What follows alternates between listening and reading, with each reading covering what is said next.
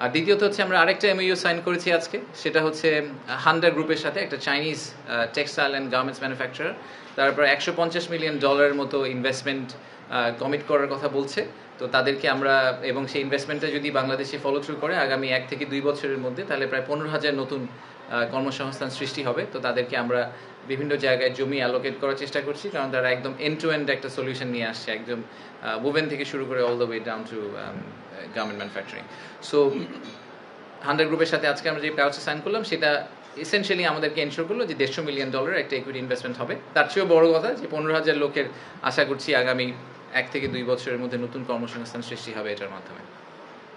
অনেক নতুন উদ্যোক্তা, ওনারা আনফর্চুনেটলি টিকিট পাননি, কিন্তু ওনারা তারপরেও এসেছেন, রেজিস্ট্রেশন করতে পারেননি, এসেছেন জাস্ট যদি কিছু ইনভেস্টারের সাথে পরিচয় হয়, দেখা হয়, এগুলো করার জন্য। সো সব মিলিয়ে আমার মনে হয় যে সকালের প্রোগ্রামটার অনেক স্বতঃস্ফূর্ত অংশগ্রহণ ছিল সবার মধ্য থেকে। আমি ইনফ্যাক্ট আপনাদের যদি কোনো ফিডব্যাক থাকে বা আপনাদের মনে হয় যে এটা ভালো হয়েছে, এটা ভালো হয়নি, আমি অ্যাকচুয়ালি কিন টু হিয়ার দ্যাট। আর আজকে আমাদের সারাদিনের যেই শিডিউল, সেটা আমি একটু জাস্ট কুইকলি রান ডাউন করি। ওটার পরে আমাদের প্রধান উপদেষ্টা আমাদের যে নতুন উদ্যোক্তারা আছেন তাদের সাথে একটা ইউথ এন্টারপ্রেনারশিপ এক্সিবিশন ছিল, যে ইউএনডিপির এবং গ্রামীণ ফোন টেলিনরের সময় কাটিয়েছেন। কিছু উদ্যোক্তাদের কাছ থেকে তারা কি বিজনেস করছে সেগুলো শুনেছেন, সেখানে একটু ছোট্ট করে বক্তৃতা দিয়েছেন।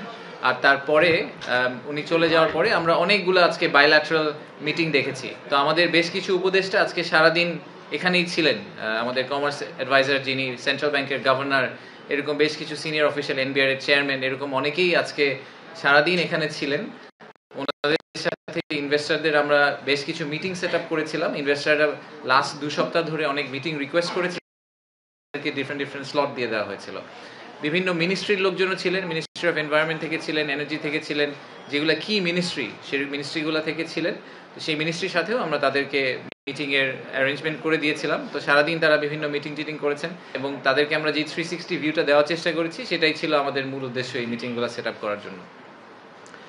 আমাদের আজকে প্রধান উপদেষ্টার কার্যালয়ের ওখানে আমাদের প্যারালালি বেশ কিছু প্রোগ্রাম চলেছে। সো প্রধান উপদেষ্টা ফেরত যাওয়ার পরে ওনার সাথে আমাদের ইউকের যে ট্রেড টিমটা এসেছিল তাদের সাথে মিটিং ছিল। এরপরে জারার বা ইন্ডিটেক্সের যে সিইও ছিলেন, তো জারার ফুল ম্যানেজমেন্ট টিম, ইনফ্যাক্ট ইন্ডিটেক্সের ফুল ম্যানেজমেন্ট টিম এখন বাংলাদেশে, তো ওনারা গিয়েছিলেন দেখা করতে। আর তারপরে হোলসিমের যে এশিয়ার হেড এসেছেন, উনি গিয়েছিলেন দেখা করতে। এবং একটু পরে আপনারা দেখেছেন যে আমরা মাত্র একটা ডিপি ওয়ার্ল্ডের সাথে একটা প্রোগ্রাম শেষ করলাম। ডিপি ওয়ার্ল্ডের যে চেয়ারম্যান, উনি আসলে খুবই ভিআইপি, ইনফ্যাক্ট ইউএইতে উনি একজন বড় VIP, very close to the royal family. উনি এসেছেন আমাদের এই প্রোগ্রাম অ্যাটেন্ড করতে, investment summit attend. So DP ওয়ার্ল্ডের সাথে আমাদের আমরা চিন্তা ভাবনা করছি যে আমরা ফ্রি ট্রেড জোনের দিকে চলে যাব। জেবেল আলী পোর্ট বলে একটা পোর্ট আছে ইউএইতে, যেটা ইউএইর ইকোনমির প্রায় 25% কন্ট্রিবিউট করে। সো সেই পোর্টটার মতো করে আমরা এরকম আমাদের মাথারবাড়ি ডিপসি পোর্টের কাছাকাছি কোনো একটা জায়গায় ফ্রি ট্রেড জোনের কথা চিন্তা করছি। তো সেই ডিপি ওয়ার্ল্ডের চেয়ারম্যানের আজকের ভিজিটের মূল উদ্দেশ্য ছিল উনি এখান থেকে প্রধান উপদেষ্টার সাথে দেখা করতে যাবেন, এবং তারপরে ওনারা এই ফার্দার আলাপ আলোচনা করবেন। আমাদের বাংলাদেশ থেকে হয়তো একটা টিম ভেরি সুন ইউএই যাবে বোঝার জন্য যে আসলে ফ্রি ট্রেড জোনের পলিসিগুলো কিভাবে অপারেট করে, অপারেশনালি জিনিসটা কিভাবে কাজ করে, এখান থেকে ইকোনমিক বেনিফিটটা আমরা কিভাবে পেতে পারি। তার আগের মিটিংগুলো নিয়ে যদি একটু কথা বলি, আজকে ইন্ডিটেক্সের যে সিইও ছিলেন উনি বলেছেন, ওনার আমি যদি সামারাইজ করি, উনি বলেছেন যে উনি লাস্ট জীবনের প্রথমবারের মতো বাংলাদেশে এসেছেন, এবং ওনাদের অনেকগুলো বেশ বড় বড় ব্র্যান্ড আছে। সবাই জারার কথা বলে, বাট এর সাথে মাসিমো দুটি ওনার।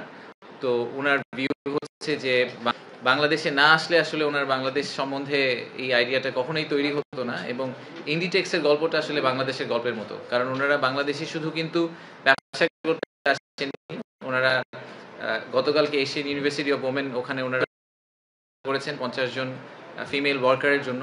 সো ওনারা জেনুইনলি ফিল করেন যে ওনারা বাংলাদেশের আইডেন্টিটির পার্ট, এবং ওনারা চেষ্টা করবেন যে বাংলাদেশের সাথে এই রিলেশনশিপটা আরো ডিপেন্ড করতে। তো আমরা জিজ্ঞেস করছি যে আর কি করতে পারি আমরা ওনাদেরকে আরো বেশি করে বাংলাদেশ থেকে সাপ্লাই নেওয়ার জন্য, এইসব ব্যাপারে আমাদের কিছু কথাবার্তা হয়েছে।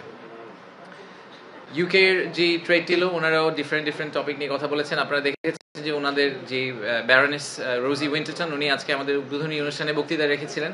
তো সেই বক্তৃতার পরিপ্রেক্ষিতে আমরা দেখতে পেলাম যে ওনাদের একটা whole hearted support for interim government, এবং বাংলাদেশে যে 2035 এর কথা আমরা আজকে যে ন্যারেটিভটা সেট করার চেষ্টা করেছি যে আমাদের ভিশনটা কি, সেই ভিশনটাকে সাপোর্ট করার জন্য ওনাদের ফুল সাপোর্ট ওনাদের ফুল সাপোর্টটা আমাদেরকে দিবেন, সেটা ট্রান্সপোর্টেশন ইন্ডাস্ট্রি হোক, এডুকেশন হোক, হেলথ কেয়ার হোক। আজকে চিফ অ্যাডভাইজারের সাথে যখন কথা হয়েছে তখন মেইনলি আমরা আসলে এডুকেশন এবং হেলথ কেয়ার নিয়ে অনেক কথা বলে, সো আমরা চেষ্টা করছি ওই জায়গাটা ইউকের সাথে কোনো ধরনের কোলাবোরেশনে যাওয়া যায় কিনা। এর সাথে যেটা বললাম যে লাফার্জ হোলসিমের আমাদের একটা বড় ইনভেস্টমেন্ট আসার সম্ভাবনা আছে, সেটা নিয়ে আমরা ওনাদের সাথে কাজ করছি। ওনাদের বেশ কিছু সমস্যা ওনারা ফেস করেছেন বিদেশি ইনভেস্টর হিসাবে।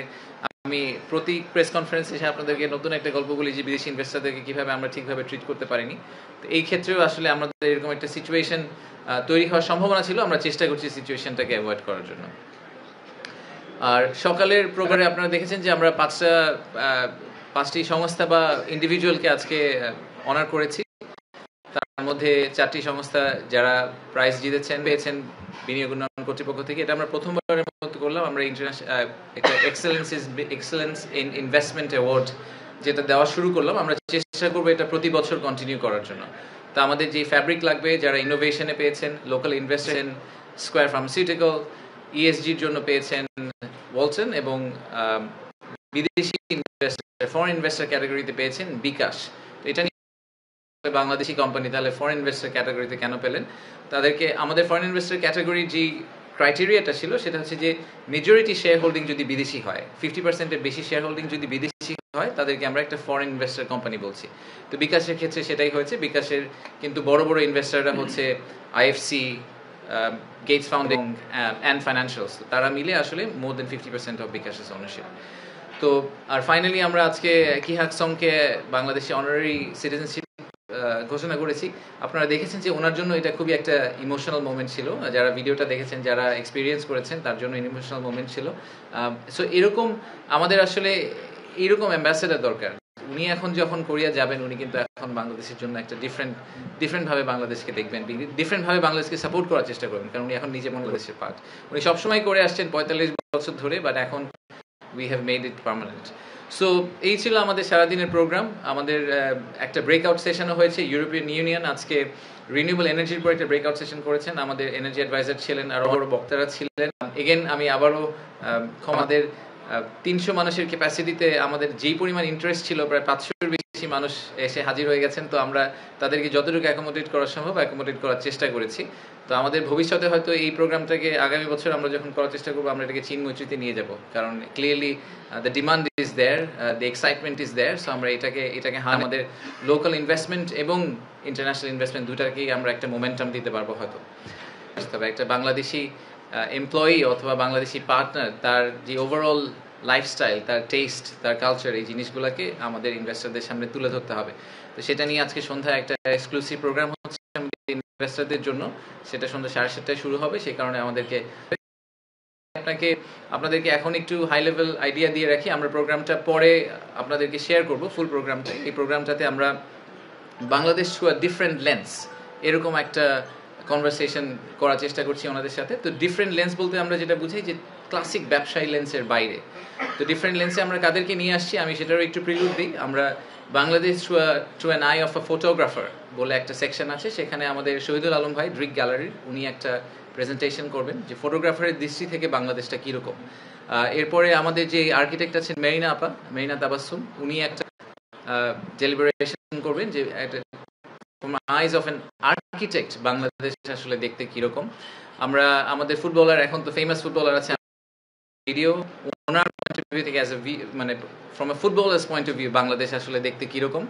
আর তারপরে আমাদের একটা বেঙ্গল সিম্ফনি, যারা ইমন চৌধুরীর যে টিমটা, ওনাদেরকে একটা ক্লাসিক বাংলাদেশি যে একদম হার্ড কোর মিউজিক, সেই মিউজিকের ভিতর দিয়ে নিয়ে যাবেন, এই মিউজিক্যাল জার্নির ভিতর দিয়ে নিয়ে যাবেন 15-20 মিনিটের জন্য।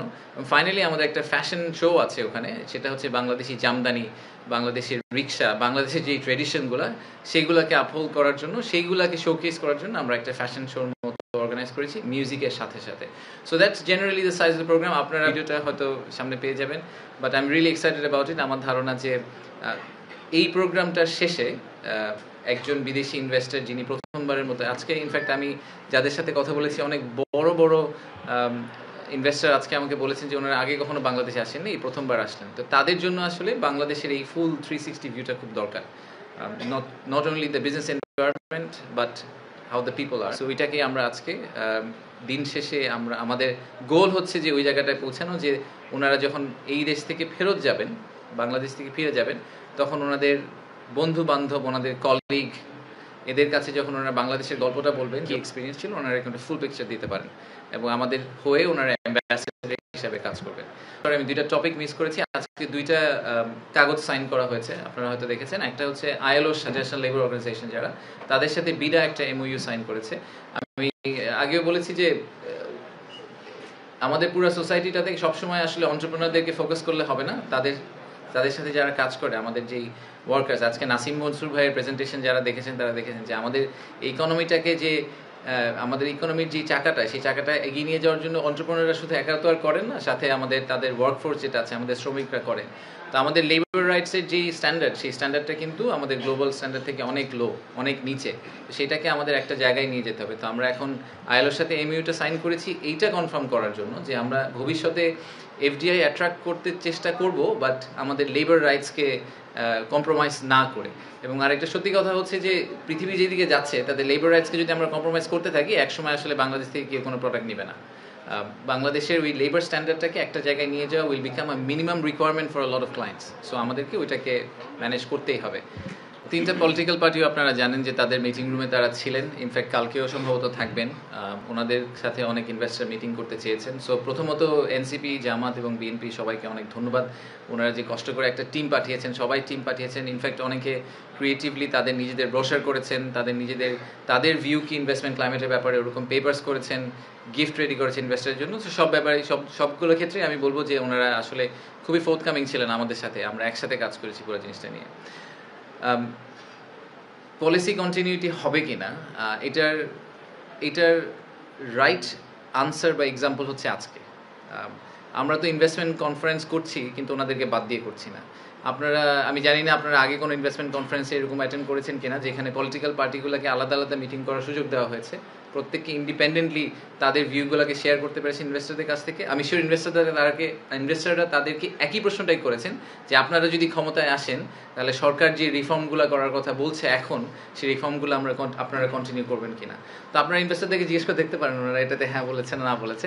বাট আমার জেনারেল ধারণা, এবং আমরা এটা আগেও বলেছি, যে ইনভেস্টমেন্ট এবং এমপ্লয়মেন্ট জেনারেশন, জব ক্রিয়েশন, এটা আসলে সবার কমন ম্যান্ডেট। এখানে কোনো পলিটিক্যাল ফ্র্যাকশন থাকার কোনো কারণ নেই।